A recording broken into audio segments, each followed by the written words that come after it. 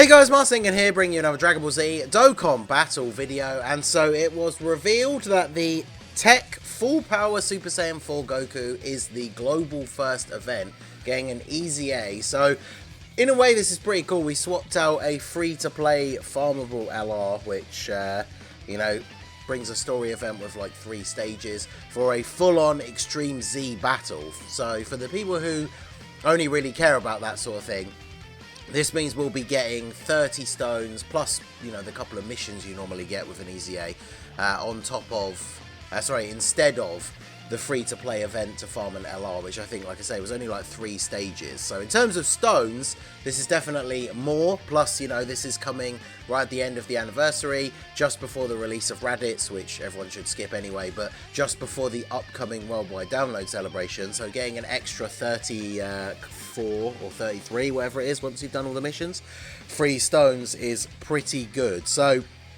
this Goku, I haven't gone over his EZA details all that much. I was out at a concert last night, so typical, the one night where I'm busy is when they revealed what this was going to be, and it's just dropped, like, straight away, without any, like, pre-warning that it was going to be coming. So this one caught me completely off guard, which is the main reason why the team building guide is not up on the channel already. Well, obviously, if you're seeing this, it's up now. Was not up before the event came out, but I thought I would do one anyway because people usually do appreciate these. I'm expecting it probably won't do as well as if it had gone up before the event came out. I'm sure some of you guys who are probably watching this just because, you watched my videos to help support the channel, I've probably already done his EZA, who knows.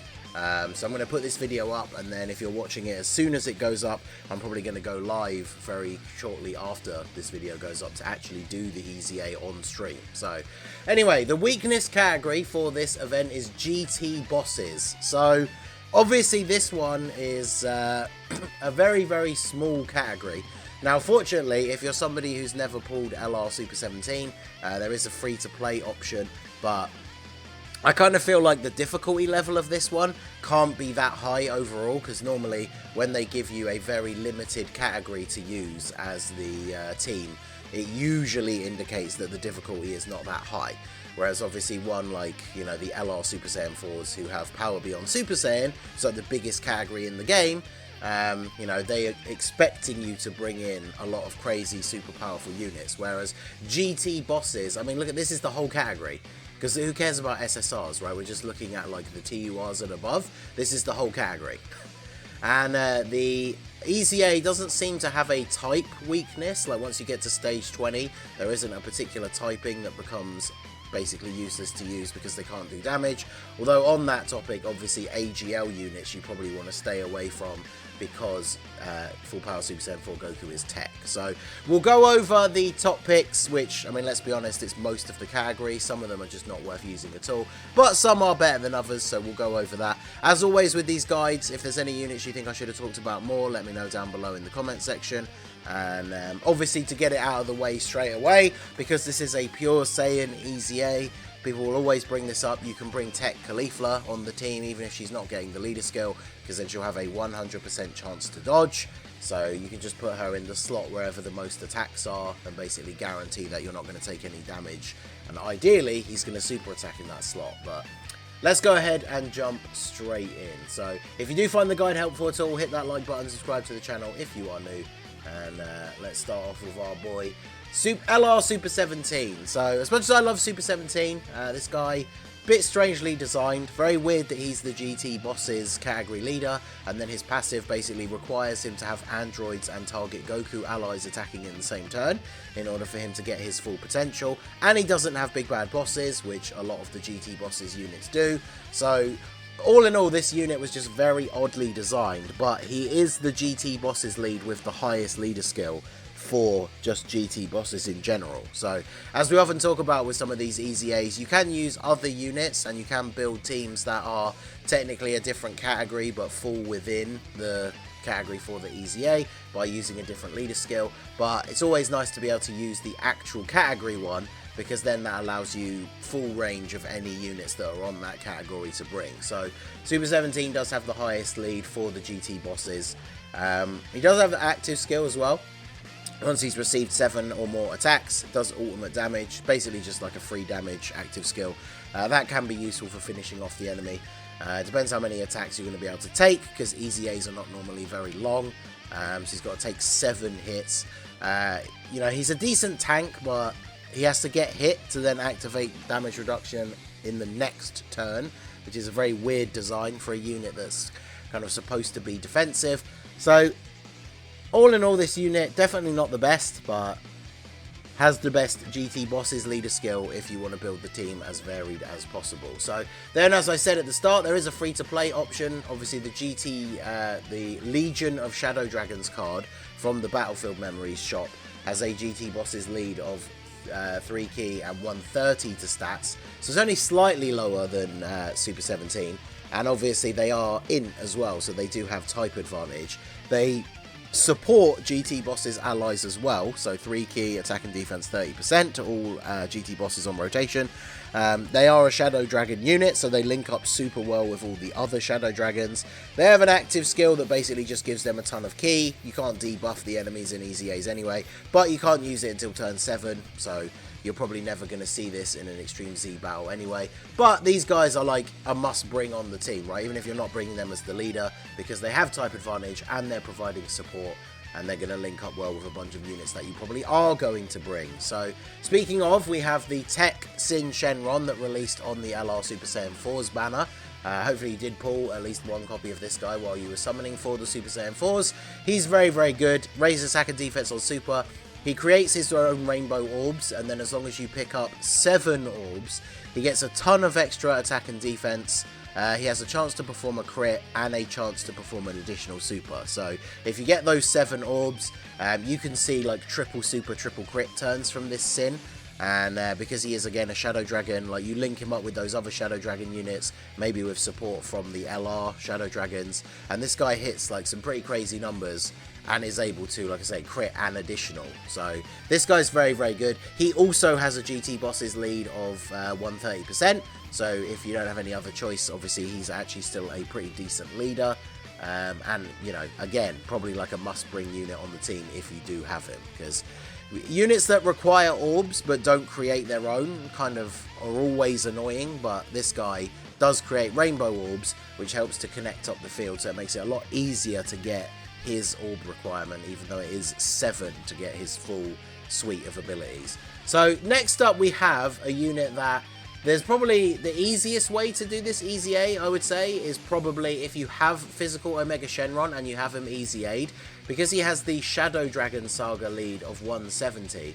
I would do basically what we did on the channel for the GT Bosses mission for the GT Goku event, and just run double physical Omega Shenron leads and run a Shadow Dragon Saga team, right? Because all the Shadow Dragons are on GT bosses, and then you're getting a 170.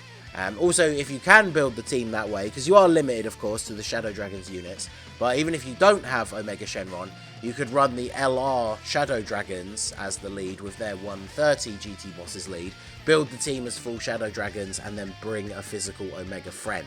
Because even, you know, that equals the same leader skill as if you were bringing double 150 leads anyway.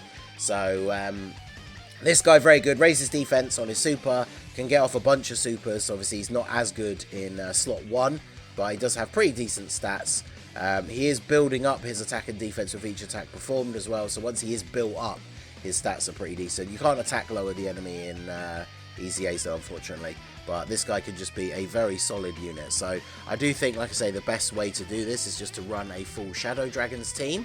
And let's have a look at some of the other ones here. So we got AGL Super 17. Now this guy, even though Full Power Super Saiyan 4 Goku is TEQ, this guy is probably better than the LR one in a lot of different events. In this EZA, because he has type disadvantage, you probably are going to want him to super attack first, at least on his first turn, because he's greatly raising defense. He has 40% damage reduction, and then he builds up damage reduction with each attack he receives. So obviously if you put him in slot 1, turn 1 of the EZA, and he eats the Dragon Fist in slot 1, he's probably still going to take quite a lot of damage. But if you get his super attack off first, he takes a couple of hits, that builds up that damage reduction. Unlike his second appearance, for example, especially again after supering, he probably is going to survive that Dragon Fist from Full Power Super Saiyan 4 Goku. Whereas obviously like the TEQ LR Super 17 can still be very dodgy when it comes to his defense. So remember, in Easy Age you can't use same name units, so you can't use both the Super 17s anyway. But yeah, this guy can be run if you are running the GT Bosses lead. But like I say, I feel like Shadow Dragons is probably the best strategy, because then of course we have the INT Oceana Shenron in the princess form. So obviously she has type advantage, she raises defense on super. You can't seal later on into the event, but in the first couple of stages I think you can, but that's not really why you would bring her anyway. She's got fairly decent stats.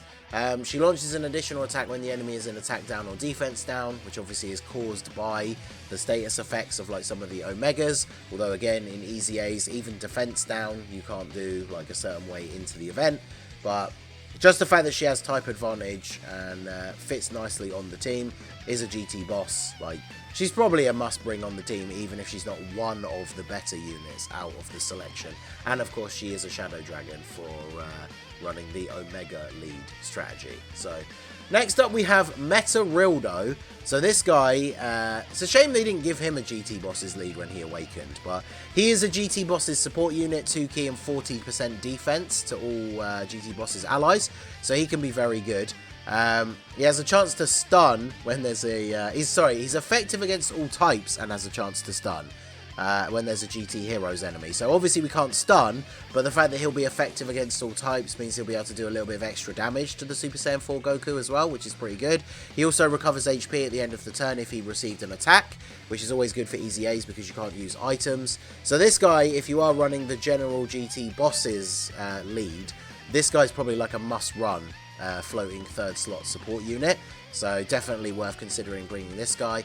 Then we have the physical Sin Shenron, not the craziest. Obviously we already said in Easy A's you can't bring same name units, so if you're bringing the TEQ Sin Shenron, he is much better than this guy. But obviously this is still an Easy A unit, fairly decent stats. He's a sub Easy A, so we did never expect anything too crazy from him, but he's okay, especially linked up with the physical Omega Shenron.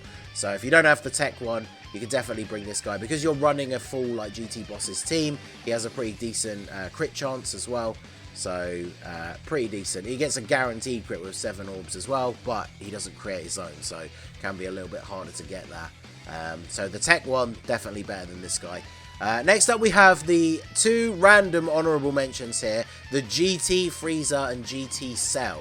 Now these guys really do need an Easy A. Cell is probably the only one I would say is like worth it if you really have to fill that last slot on your team, because these guys kind of are based around status effects. So Cell seals and Frieza stuns, and then Cell gets additional attack when the enemy is stunned, and Frieza gets the additional attack when the enemy is sealed. So they're like designed to work together, but obviously you can't use status effects in this event. So Cell is going to have the advantage because he has type advantage, whereas obviously Frieza could take quite a lot of damage from the Dragon Fist. But these are 2 really old units that definitely do need an Easy A, so they're probably going to be some of the weaker units on the team.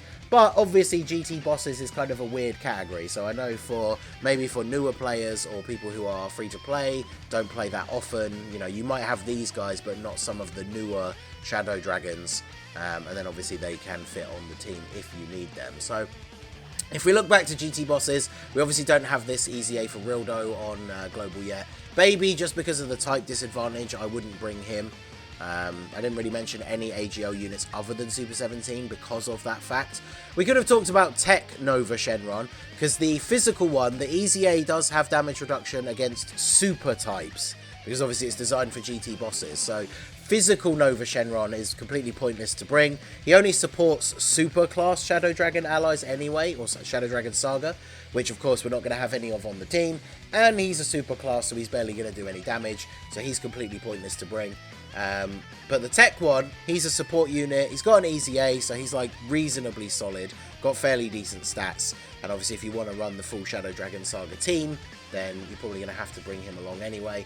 STR Omega, of course, because you can't use same name units, the physical one, much better. The STR one is kind of outdated now. He only really has a use in things like Super Battle Road, where his 40% attack lowering is still very useful, but for an EZA it doesn't actually have any effect on the boss, right? So kind of pointless.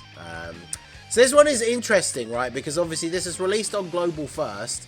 We have a very small, like, category. Now, with this Full Power Super Saiyan 4 Goku releasing, it seems even less likely now that that will be the theme for the Worldwide Saga celebration. But when we do eventually get the Baby Saga, like Dokkan Fest, and we get, like, a Dokkan Fest exclusive baby, I feel like by the time this EZA comes to JP, it could potentially be quite a lot easier, because GT Boss is quite a limited team. You could go for more of an extreme int team, bring units like, you know, Int Broly, who has damage reduction against pure Saiyans, but you just have to remember that with the way these EZAs work, any units who are not on GT bosses are going to be taking a lot of extra damage. So even if you're bringing strong extreme int units, if they're not really strong defensively, then they can potentially take a lot of damage. So as we mentioned at the beginning, if you are missing like one slot on the team and you have her, you can throw in TEQ Caulifla, and she's, you know, unable to take damage in this event. So let me know what you guys think down below in the comment section. Have you actually beaten the EZA already? What team did you use? If you are planning to do it, of course, let us know what team you're going to use down below. And like I said, if you think there's any units I should have talked more about, let us know that in the comment section as well. So that is going to be it for the video, guys. This has been the Master Ningen. Smash that like button, subscribe to the channel if you are new. Check out the links down below for the Discord and the merch store, and I will see you all again soon. Have a good one.